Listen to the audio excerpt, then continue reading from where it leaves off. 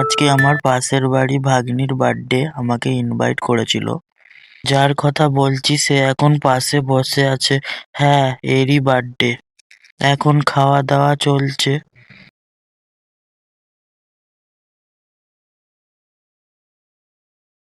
খেয়ে নিয়ে কেক নিতে এসেছি নুনঠিয়া বেস্টে।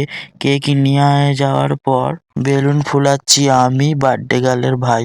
এখন সব সাজানো হচ্ছে, সব কমপ্লিট হয়ে গেছে। এখন বার্থডে গার্ল কেক কাটছে। Happy birthday to you.